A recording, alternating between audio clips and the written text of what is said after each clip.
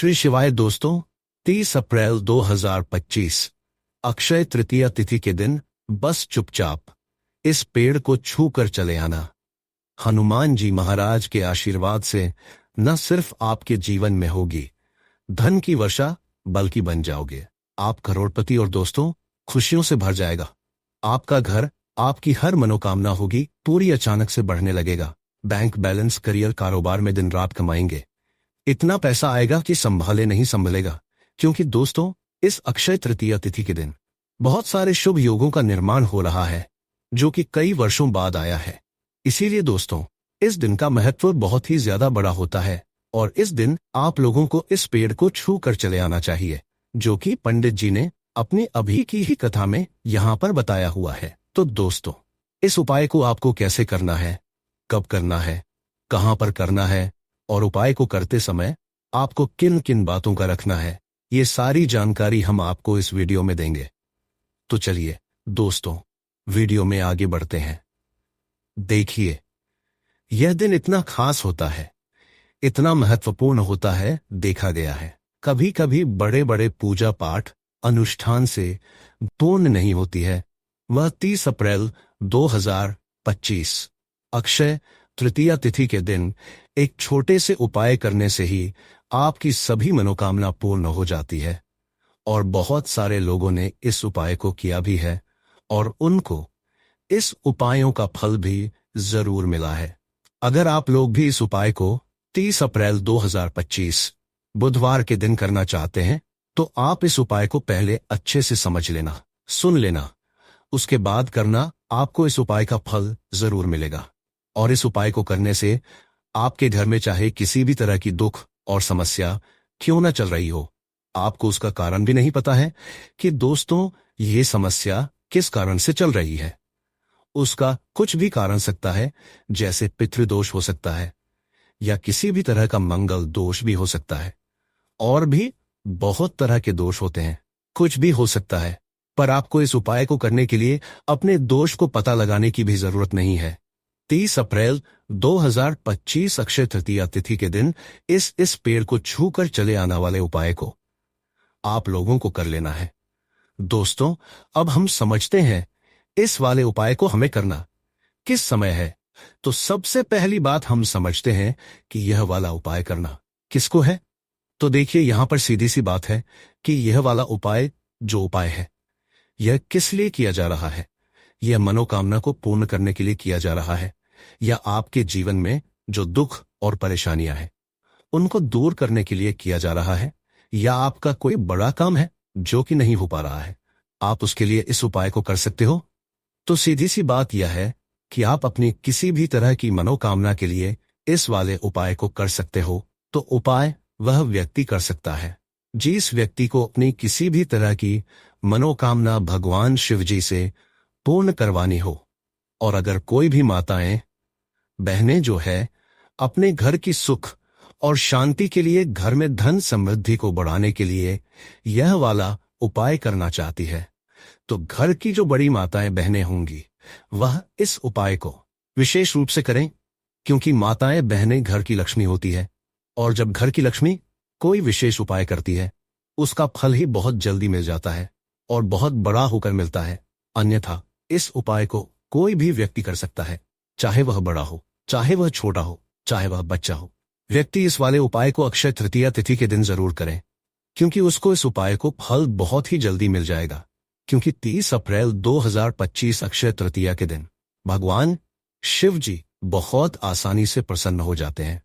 तो आइए अब हम समझते हैं कि इस वाले उपाय को आपको करना कैसे है, और इस उपाय को करने का जो समय है वह क्या है। तो देखिए, 30 अप्रैल 2025 अक्षय तृतीया तिथि के दिन किए जाने वाला जो उपाय है, यह मुख्य रूप से शाम के समय का रहेगा, प्रदोष काल का रहेगा। अब दोस्तों, प्रदोष काल का भी एक बहुत ही लोगों के मन में प्रश्न बन जाता है कि दोस्तों यह समय होता कब है, कितने बजे से लेकर कितने बजे यह समय होता है, ताकि हमें उपाय के लिए जो है करने का समय पता लग जाए। तो हम आपको बता दें, प्रदोष काल का जो एक समय होता है, शाम का समय, वो होता है शाम के 6 बजे से लेकर शाम के 7 बजे के बीच का। इस समय के बीच में आप उपाय को करेंगे तो आपको उस उपाय का जरूर फल मिलेगा। तो शाम के 6 बजे से लेकर शाम के 7 बजे के बीच में लोग इस वाला जो उपाय को कर सकते हो। तो भैया, बहुत सारे लोग यहां पर यह प्रश्न भी जरूर करेंगे कि दोस्तों, हम तो नौकरी पर जाते हैं, हम अपनी ड्यूटी पर जाते हैं और आने में हमें देर हो जाती है, तो उस जगह पर हमें क्या करना चाहिए? तो देखिए, उन लोगों को भी टेंशन लेने की जरूरत नहीं है। अगर आप लोग इस उपाय को शाम के समय प्रदोष काल में कर रहे हैं और अगर आप आने में देरी भी हो जाती है, आपको आने में देरी हो जाती है, 7 बजे तक आप नहीं पहुंच पाते हो, तो दोस्तों, आप या रात 8 बजे तक भी अगर उपाय को करोगे तो भी चल जाएगा। और अगर इससे भी थोड़ा देर हो जाती तो भी आप उपाय को कर सकते हो, क्योंकि 30 अप्रैल 2025 बुधवार का दिन है। यह दिन बहुत ही कम आता है पूरे साल भर में एक बार, इसीलिए जब आपको मौका मिल जाए, जब आप इस उपाय को जरूर कर लेना। कोई भी उपाय हो, आप कभी भी कर सकते हो। अक्षय तृतीया तिथि के दिन बस कोशिश करना कि समय के थोड़ा अंतर्गत ही कर लो, पर किसी कारणवश अगर ना कर पाओ तो फिर आप थोड़ा देरी से भी कर सकते, आपको उपाय का फल जरूर मिलेगा। हिंदू धर्म में अक्षय तृतीया का विशेष महत्व है और इसे महत्वपूर्ण पर्व के रूप में लोग मनाते हैं। वैदिक ज्योतिष शास्त्र के अनुसार वैशाख माह के शुक्ल पक्ष की तृतीया तिथि के दिन अक्षय तृतीया का पर्व मनाया जाता है। इस दिन अबूझ मुहूर्त होता है। मान्यता है कि इस दिन किए गए कार्य में व्यक्ति को 100% सफलता मिलती है। इस दिन कुछ ज्योतिष उपाय व्यक्ति को मां लक्ष्मी की कृपा दिलाते हैं और साल भर किसी भी तरह की आर्थिक तंगी का सामना नहीं करना पड़ता। अक्षय अर्थात कभी न खत्म होने वाली खुशी, जिसका ना हो शाश्वत सफलता। और तृतीय यानी तीसरा अक्षय तृतीया के दिन इन वृक्षों को छू करके चले आना, तत्काल गरीबी मिट जाएगी, जीवन में होगी धन की वर्षा। दोस्तों, आज के फीड में आपको हम अक्षय तृतीया के दिन उन सरल उपायों के बारे में बताने वाले हैं जिनको अगर आप कर लेते हैं तो माने चलिए आपके घर में कभी भी अन्न और धन की कमी नहीं होगी। आपके घर में सुख, शांति, समृद्धि में वृद्धि भी होगी। वैदिक ज्योतिष शास्त्र के अनुसार वैशाख माह के शुक्ल पक्ष की तृतीया तिथि के दिन अक्षय तृतीया का पर्व मनाया जाता है। इसीलिए दोस्तों, अक्षय तृतीया के दिन हमारे हिंदू धर्म में बहुत ही ज्यादा विशेष महत्व बताया गया है। अगर अक्षय तृतीया के दिन आप कुछ वृक्षों को छू करके चले आते हैं तो मान के चलिए आपकी जन्म जन्मांतर की गरीबी, कष्ट, समस्याओं से आपको मुक्ति मिल जाएगी। आपकी जो भी मनोकामना होगी वो अवश्य ही पूरी होगी। इस साल 10 मई के दिन अक्षय तृतीया का पर्व मनाया जाएगा। आपको बता दें, कुछ ऐसे वृक्षों के बारे में हमारे धर्मशास्त्र बताया में गया है जिसमें अक्षय तृतीया के दिन ब्रह्मांड की सर्वशक्तिशाली शक्तियां का वास होता है। अगर सही मुहूर्त पर इन वृक्षों को आप छू करके चले आते हैं तो मान के चलिए दोस्तों, अगर आप अपने जीवन में किसी भी तरह की परेशानी से परेशान थे, दरिद्रता आपके पीछे पड़ी हुई थी, समस्याओं ने आपको घेर लिया था, इन तरह की परेशानियों से आपको मुक्ति मिल जाएगी। दूसरी तरफ आपकी कैसी भी मनोकामना हो, जैसे अगर आप नौकरी की तैयारी करके थक चुके थे, आपकी नौकरी लग जाएगी, आपका बंद पड़ा व्यापार चल पड़ेगा, आपके पास जो धन आना बंद हो गया था, धन आना शुरू हो जाएगा। जो आपके पास बेफिजूल खर्ची थी, फिजूल खर्ची रुक जाएगी और आपके धन में वृद्धि भी होगी।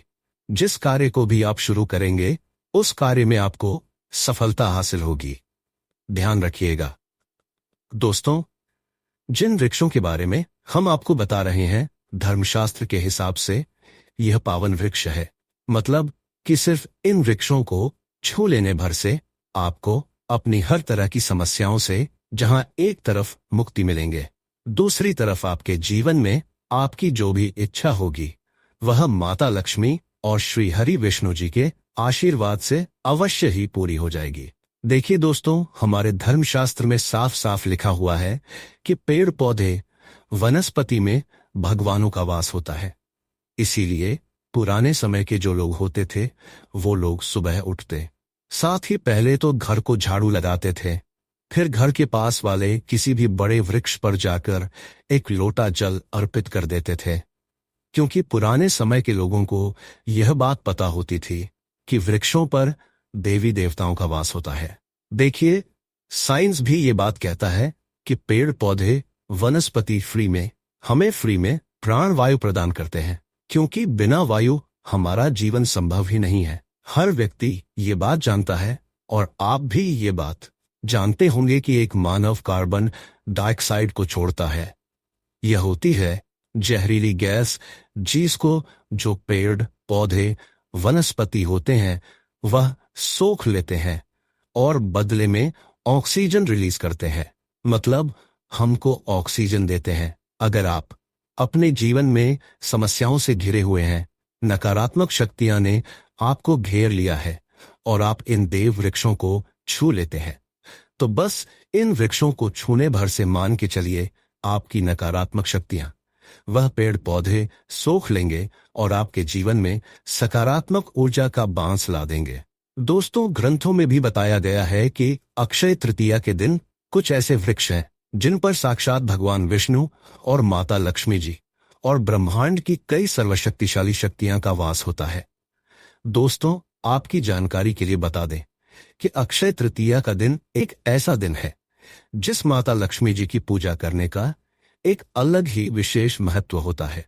वीडियो को मिस मत कीजिएगा दोस्तों, क्योंकि यह वीडियो के लिए नहीं, आपके पूरे परिवार के लिए बहुत ही ज्यादा लाभदायक हो सकता है, क्योंकि जिन वृक्षों के बारे में हमको बताने जा रहे हैं, सिर्फ अक्षय तृतीया के दिन इन पर ब्रह्मांड की सर्वशक्तिशाली शक्तियां के साथ माता रानी जी का वास होता है। और इन वृक्षों को अगर आपने छू लिया हो, थोड़ी सी पूजा पाठ कर ली, जिसके बारे में इस वीडियो में हम आपको बताने वाले हैं, तो मान के चलिए दोस्तों, आपके जीवन का हर कष्ट हो जाएगा खत्म और आपके जीवन की हर मनोकामना होगी पूरी। इसीलिए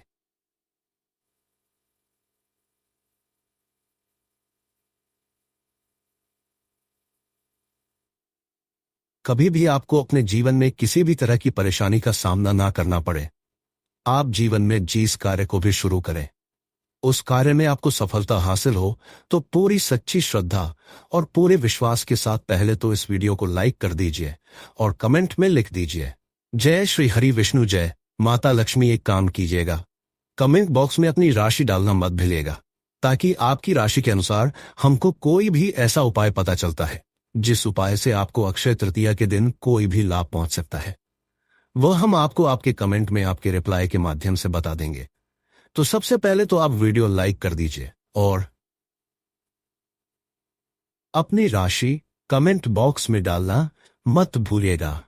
सबसे पहला वृक्ष जो आपको अक्षय तृतीया के दिन अवश्य ही छू कर आना है, वह है बेल का वृक्ष। बिल्कुल सही सुना आप लोगों ने दोस्तों, बेल वृक्ष एक ऐसा वृक्ष है जिसके प्रत्येक पत्ते में माता पार्वती जी का वास होता है। इस वृक्ष में आपको भगवान भोलेनाथ जी का वास मिल जाएगा। बेल वृक्ष की जड़ में भगवान ब्रह्मा जी का वास होता है। कहा जाता है बेल वृक्ष की जड़ में स्वर्ग तक बसता है। तो आपको बस ये करना है दोस्तों, एक लोटा जल ले लीजिए, एक लोटा जल में 2-4 बूंद गंगाजल डाल दीजिए। गंगाजल मार्केट में बड़ी आराम से मिल जाता है। घर के पास वाली किसी भी बेल के पेड़ के पास चले जाएं। आपको एक लोटा जल अर्पित करके बेल वृक्ष को छूना है और अपने घर पर चले आना है। सिर्फ इतना भर अगर आप कर लेते हैं तो मान के चलिए पूरे साल आप लोग रोग मुक्त रहेंगे, बीमारियों से आप लोग बचे रहेंगे। और मान लीजिए किसी बीमारी ने आपको जकड़ भी लिया तो उस तरह की बीमारी से आपको मुक्ति मिल जाएगी, क्योंकि यहां पर आपको साक्षात महादेव जी का आशीर्वाद मिल रहा है। तो दोस्तों को छूना मत भूलिएगा। दूसरा वृक्ष जिसको आपको अवश्य ही छूना है और भूलना नहीं है, वह है पीपल का वृक्ष। एक बात ध्यान रखिएगा, पीपल को वृक्षों का राजा बोला जाता है। पीपल वृक्ष पर साक्षात भगवान विष्णु और माता लक्ष्मी जी का वास होता है। और पीपल वृक्ष जो है दोस्तों, उसमें भगवान हनुमान जी महाराज भी बसते हैं और इसमें कई तरह के देवी देवताओं का वास होता है। तो आपको बस यह करना है कि अक्षय तृतीया के दिन घर के पास वाले किसी भी पीपल वृक्ष पर जाना है। पहले तो आप लोगों को यह सुबह के वक्त करना है।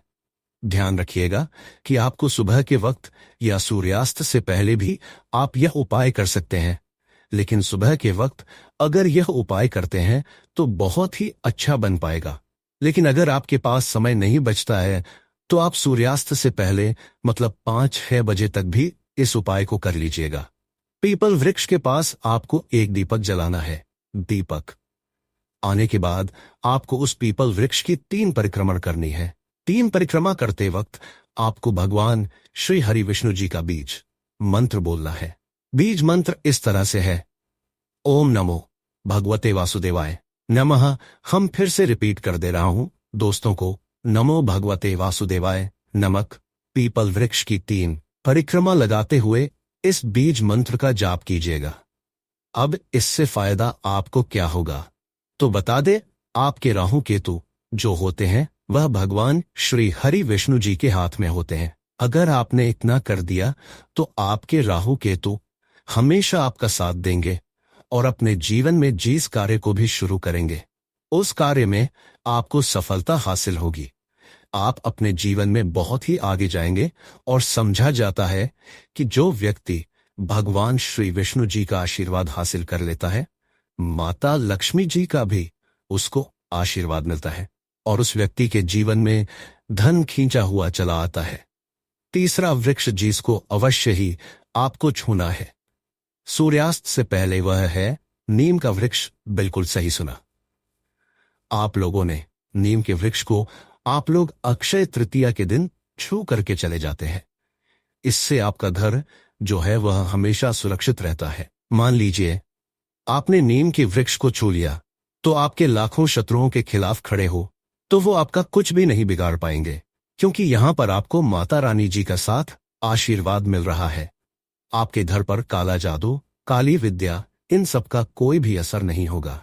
तो आप लोगों को इस बात का विशेष करके ध्यान रखना है कि नीम के वृक्ष को आप लोगों को छूकर आकर घर पर पूजा पाठ कर लेना है।